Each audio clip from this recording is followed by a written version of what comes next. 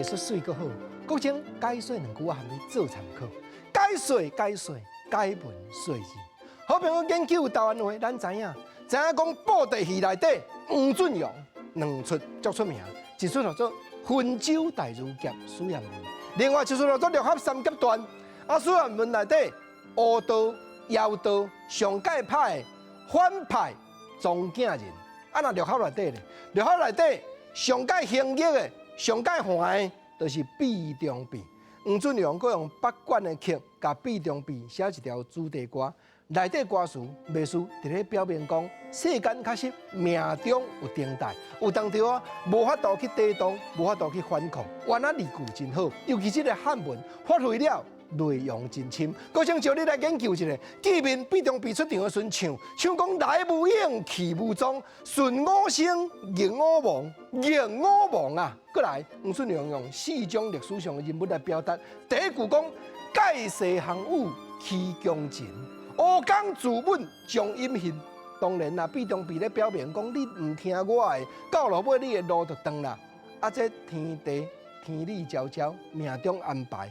有当着现代人咧讲话做个性会决定运命啦。行武起强情，真国互伊消灭去，结果天下毋是伊咧坐啦。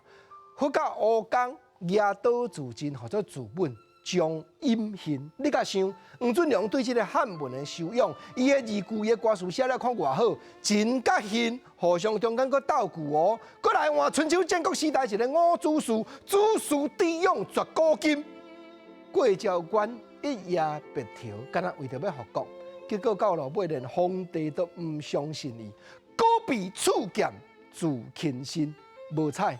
无彩的原因嘛是同款，违背命运的安排，嘛是同款，个性会决定命运。皇帝赐你剑，你就爱自尽。结果五祖树，原来真硬气的人，讲我若自尽了，我的头壳你会甲我吊伫咧城门顶，我要看这个皇帝流尾。过来，这原来足出名的故事。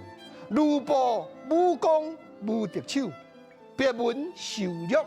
金也休，三国时代两个高人，第一就是当道的客囝吕布，武功有影骁勇善战无敌手，谁知影讲煞去死伫咧白门楼，同款是违背命运的安排。